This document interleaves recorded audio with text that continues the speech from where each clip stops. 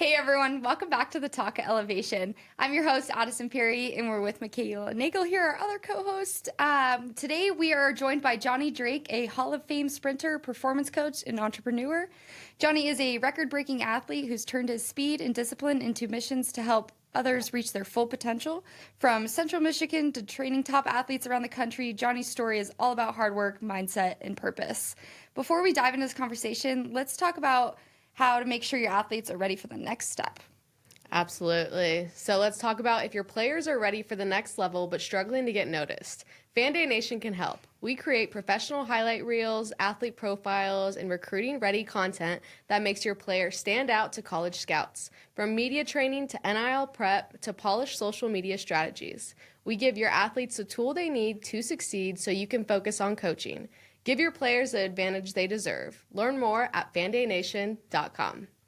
So, Johnie, we're just super excited you're here. Kind of take us back on how this started. You've said before that speed is your God-given talent. Kind of tell us about that and when you first realized that it wasn't just a skill, but something that you could build a career on.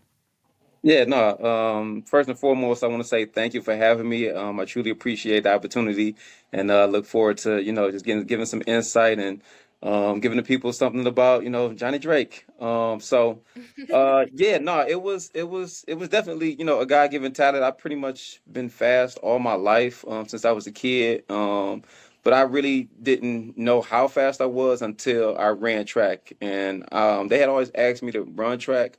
But I was a basketball player. Everybody, in my neighborhood, even myself, we all had hoop dreams. So the goal was to go to the NBA. You just go to the NBA. That was the goal. So I'd never thought about running track, but everybody always said I was fast on the basketball court and I needed to run track. And let's just say the first time I ever ran track when I was 14 years old, I won everything from the Catholic School League all the way up to nationals. So that was kind of like, Wow. oh, I am pretty fast. You're like, wait, I could actually do this. Yeah. Who first was like, get on that track? Let's go. I would say my seventh grade teacher. She was Miss Rockledge.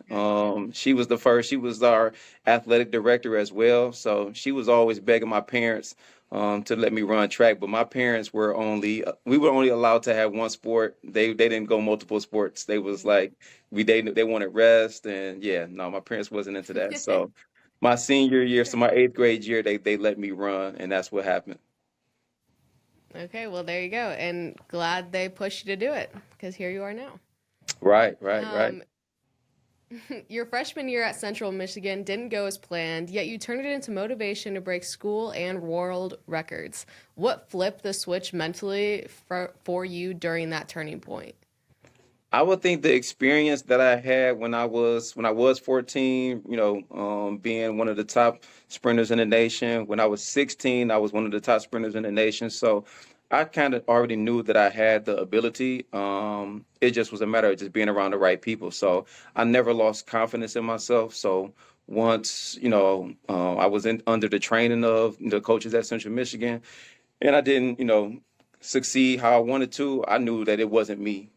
So I just had to refocus and just change my thought process and change my training. Yeah, absolutely. Kind of take us through that. So, what was that process like? What kind of different trainings did you try, persevere through that whole deal? Well, yeah, I went back into my trainer who coached me my senior year. So I had conversations with him while I was up at Central Michigan. He just told me, don't worry about it. Just, wait till you come home for the summertime. And then when you come home for the summer, we're going to get busy. So we went into, the same training that I had my senior year, which got me a city championship in the 100-meter dash and got me third in the state in the 100-meter dash and got me my scholarship to Central Michigan with those performances there. So I just went back to him, and then we put a plan together for the summertime, and then when I got back to Central, I just told them well, I had a conversation with him. I didn't have to tell him, but I was pretty adamant about what I wanted to do and what I needed to do in order for to be successful and to bring to score points. You know what I'm saying? At the end of the day, I still wanted to add value to the team, so I can add value to the team by doing what I need to do. So that conversation went pretty good. So somewhat with the head coach. There we go. You figured it out, it seems like. Yeah, absolutely. Yeah, I yeah, no, mean, it was. obviously, you went from. Go ahead. Yeah, no, I mean, it wasn't easy. I had to deal with a lot when it came to trying to train on your own and doing something different from what the team was doing. So, that conversation with the head coach, and then I still had to have a conversation with the sprint coach, and that didn't go too well. So we kind of butted heads, but I was given the okay from the head coach, and he gave me those first like 3 or 4 months to kind of like do my own thing, like half and half, half with the team and half by myself. And first week of the school year, I mean, first week of the season, first meet, I broke the 15-year-old school record. So at that point, they kind of just left me alone. They're like, all right, he means They're like, business. fine, let him be. Yeah, they ain't have no choice at that point. It's like, whatever he's doing is working. It's doing something. So you went from being this athlete to being a coach and an entrepreneur. What was the hardest part about transitioning from competing to teaching others to compete? Uh, I would say learning and understanding that your time is over with. Like that's always probably the biggest, transition for athletes, even like world class athletes, just knowing that, your body is starting to fail you, you're losing, you're basically retiring and you're not trying to retire mentally, you know what I'm saying? Mentally I was still ready to keep going or whatever, but my body was telling me you're done. So that was pretty much the hardest part, what I'm saying, transitioning from being this world class athlete and just not being able to compete and run as well as I was before. So um, learning and Yeah, understanding absolutely. that part that was the tough part. Yeah. Do you use tips and tricks from your past coaches and your coaching now? Oh, most definitely. I've taken something from every coach and implemented it. Even from my basketball coaches, I implement, different things. I take the good and the bad. You know what I'm saying? It was some things that I didn't like that I was like, I'm gonna make sure that I don't do that when, when I become a coach. So, no, I take everything. Every coach that I've ever had has given me uh, some kind of skill, some kind of mindset, something that I implement still to this day. Like my coach Tate, he was good. He was heavy on practice. You know what I'm saying? You had to practice hard. No slacking. He even got out there one time and just chased us because we was slacking in practice or whatever. My That's coach, awesome. yeah, my high school coach, Coach Wilcher, he used to pull me out of class. So he would pull me out of class lunchtime. We'd go to the track outside and put some work in. So that kind of taught me, put in some extra work. You know what I'm saying? Practice is good, but you need to do more than just go to practice. You need to be putting in some extra work. My AAU coach, and I'll stop here. Coach Stan Edwards. He he put that battery in my pack that you just had to be fearless. You had to be somewhat kind of cocky, arrogant. You know what I'm saying, and know that you're the best. Hmm. You know what I'm saying. Don't be fear. You know what I'm saying. Don't just be fearless. So I love that about him and what he brought to the table. So I took something from every one of my coaches and trainers, just like to implement into my program right now. That's amazing. And just taking that, all those skills you learned from coaches, and now you're working with different athletes. You've worked with NFL players, elite athletes, and young students. What separates those who are just fast from those who are truly great?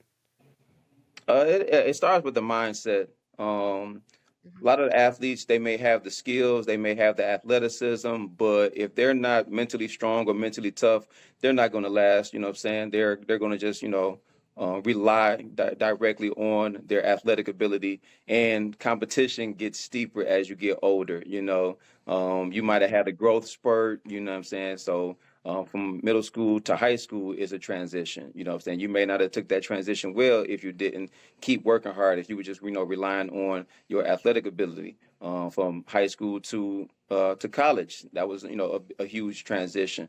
And you may be thinking, "No, I'm good. I don't really need to work. I got it like that." And then you get to college, and there's 10 of you. You know what I'm saying? Like they got the best athlete from 10 different states or Whole whatever. So country, yeah. yeah, how Hmm. how are you going to separate yourself? And it starts with the mentality. Yeah, absolutely, for sure. For sure. Well, I guess I'd say. So what is your favorite, like, I guess, age to work with in a way that has made you a better coach? High school is my favorite because I can relate to those guys. I would say that I was a prima donna, you know what I'm saying, in high school to the point where it was like, you start feeling yourself, you know what I'm saying? And I can Hmm. relate to that, you know what I'm saying? And I can give them, all the tools that they need to transition from high school to college and really like speak to them in their language and get them to understand like, no, it's more to it than what you're doing here in high school. We shouldn't even be looking at other high school athletes, you know what I'm saying? You should be looking at the collegiate board. You should be looking at the collegiate athletes and seeing what they're running, seeing what they're doing and seeing how they're working out. Because high school gonna be over with really, really, really quick. So you should be preparing yourself for college, not just for the next high school season. Yeah. You emphasize the art of athletic development. What do most athletes kind of misunderstand about the speed and performance training aspect? Uh, I would say if you move faster, you're gonna run faster. Like that's a myth. Like that's definitely not what you should be doing. The Just throwing everything everywhere. yeah, just moving real fast, just thinking you're doing something, exerting a lot of energy, but not going nowhere. So it's like what going Hmm. nowhere real fast. Like that's pretty much the misconception when it comes to speed. That if I move my arms faster, I'm going to run faster, and I hate that thought process. So, what is the key to be faster? Yeah. I mean, it's not one thing. That's Like, also I the need it written problem. down right That's now. also the Yeah. problem right there. You know what I'm saying? You got to understand, like, I'm coming from a perspective of, I know I'm an expert per se, you know what I'm saying? So I know all the ins and outs. So it's hard to give Hmm. one answer like this. If you have this, you can run fast. And that it's just not like that. You really have to, key in on every element of sprinting, of running, you know what I'm saying? You have to have, a strong body, a strong core, like your training, your thought process, your technique has to be, immaculate, you know what I'm saying? But I've seen world-class sprinters with bad technique, so what is it that they're doing that, what I'm saying, that's getting them that speed or whatever. So it's something different amongst every athlete, you know what I'm saying? There is no base answer for that. I'm sorry to say. Well, there goes that. We Ah, can't. shoot. Trying to be a world class athlete I by know. Come tomorrow. on. Well, I guess that's over. I can't do that. So you've talked about the mental aspect a lot. What is like when you're training someone? What is the biggest mental barrier they have, and how do you help them overcome that and get over it? It's confidence. They don't have the confidence like we had back in my day or whatever. And it's only because they get different trainers.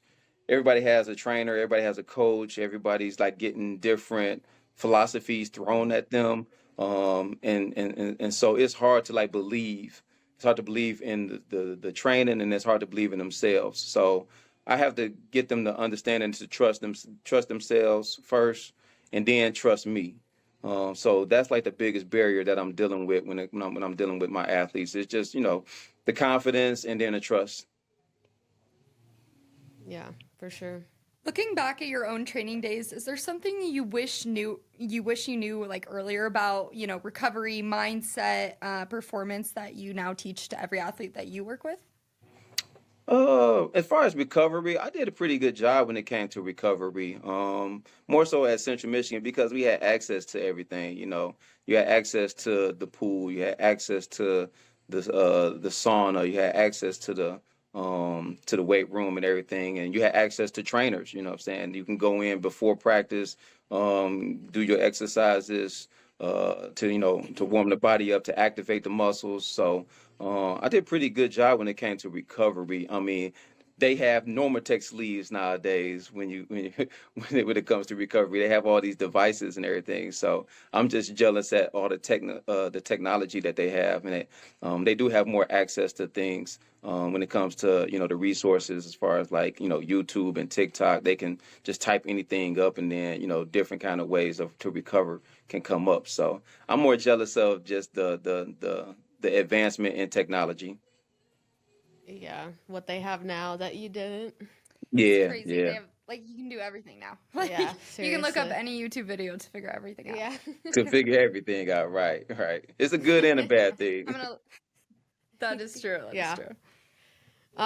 So you're also the owner of First of the Day. where athletic discipline meets business leadership. Can you describe that? And how did your lessons from track translate into running a successful brand? Oh yeah. Well, first of the day is separate from Johnny Drake Speed Performance. So Johnny Drake Speed Performance is what you are talking about. First of the day is my lifestyle brand that promotes the celebration of every moment through our Mm. drinkware and our glassware. Okay, well, tell us a little bit First of the about, yeah, Drake's performance and all that. day. Yeah, no, I started that. I branded it in 2019. I kind of shied away from using my name in the beginning when I first started training. For some odd reason, I don't know why, I just did. But once I stamped it and put my name behind the training, everything started to kind of come together for me. I could use my personal experience as credibility, and then once I started to get some clients and build some testimonials and get some good results, then everything from that point on was just a waterfall. I really didn't have to do too much more, just keep doing what I was doing within the program, and more and more athletes started to show up. More parents started to tell other parents, and everything kind of just came together. A lot of word of mouth was the biggest factor in my development, in my growth. Mm. That's super awesome. Tell us a little bit about what you've learned from this experience, being an entrepreneur, having your own business versus, being an athlete. Like, how did that all kind of shift into your world that you're living in now? It's pretty much the same, what I'm saying. You really have to do pretty much everything, for me per se, because when I started that journey at Central Michigan, I was doing everything on my own.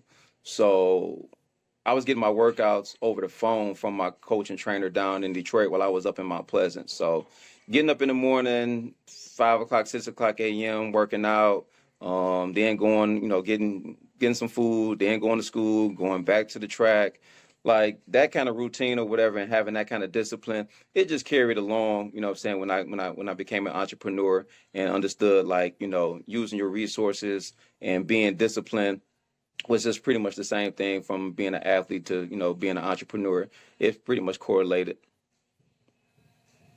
And where do you see this company going maybe next 5, 10, 15 years? Definitely going national. I've already taken some trips out of state. Even in Colorado, I came out last year to work with a couple of athletes from the Buffs. Uh, so I'm looking to All right. to branch off nationally for sure. That's awesome. Yeah. Can you go back to the first of the day? Now I'm interested in this glassware that you mentioned.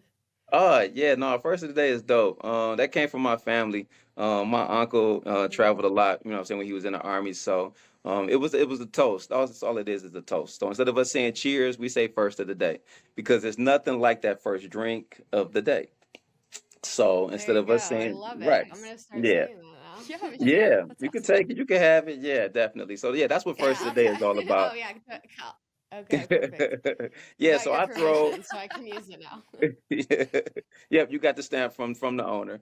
Yeah, no, so Okay. I Cool. do I do I do events here in the city, different happy hours, or we just recently had a game night. So it's just a matter of just trying to bring people together. What I'm saying? We get so caught up in our daily lives that we kind of like forget to celebrate the moment. So that's what it's all about. It's about that's not being your second of the, that's not your first drink. So every time we toast, that's our first of the day. It's not about, oh, that's your second, that's your third, that's your fourth. No, we're gonna toast to this moment. So first of the day.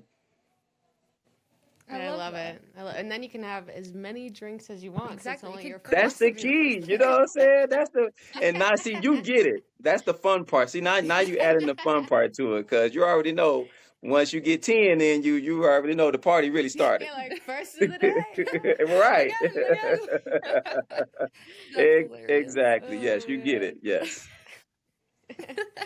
So, as someone who's built these programs, Mm. trained pros, run this business, what advice would you give to young athletes that are dreaming of being an entrepreneur and kind of following in your footsteps? I would tell them to not give up. I would say with this generation, the minute that they hit a brick wall or have a setback, it's kind of like, oh, my life is over. This is not going to work. You know what I'm saying? So it's a matter of just being resilient, and understanding that this is just a part of the journey. You have to overcome it if this is what you really want to do. Like, I've had plenty of pitfalls, and I've had to start completely over. You know what I'm saying? At some point in 2017, I did. I had to start 2016. Had to start completely over. So that's a whole nother story. But you just have to be resilient. If this is something that you really, really want to do, then take the necessary steps, take your licks, and then just get back up and keep going. It's just another hurdle to jump over. Yeah, for sure. You said you wanted athletes to leave your program with enough knowledge to coach others. What does that mean to you to build a legacy that multiplies beyond your own career? Yeah, I mean, you know, gifts not used are gifts wasted. So I want to make sure that, I'm sharing my knowledge and giving them enough knowledge that, that can interest them in, being a coach. And once again, passing it on to the next generation. There's no point for me to have all this knowledge and not share it. So I want to give them as much knowledge as possible so they can feel the next, and create the next, superstar athlete. Yeah, for sure. Yeah.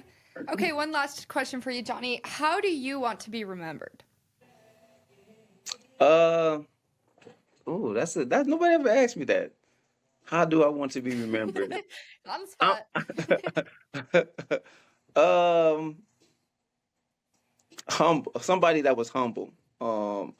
Somebody humble and just wanting to give back in his own way.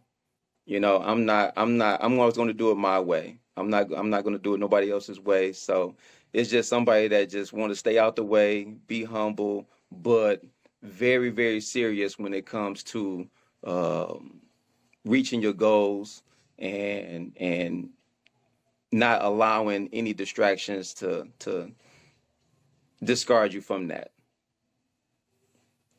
Yeah, we go. absolutely. I love that answer. Couldn't have said it better myself. Yeah. Johnie, this has been awesome. Your story just really shows how speed isn't just like physical, it's mental, emotional, spiritual too. From breaking records to building others up, you've shown what true dedication looks like. Thank you so much for taking the time to share your journey with us today. We really appreciate your insights, your energy, and everything you do to inspire the next generations of athletes and leaders. That's it for today's episode. Thank you all for tuning in, and don't forget to subscribe, leave a comment, and join us next time for another inspiration conversation. And before we go, Johnie, kind of tell us where we can find you on social media, things like that. Yeah, you can find me all social media at JD Speed Performance. Awesome. Well, thanks so much, Johnie. Good luck with the rest of your career, and hopefully we'll talk soon.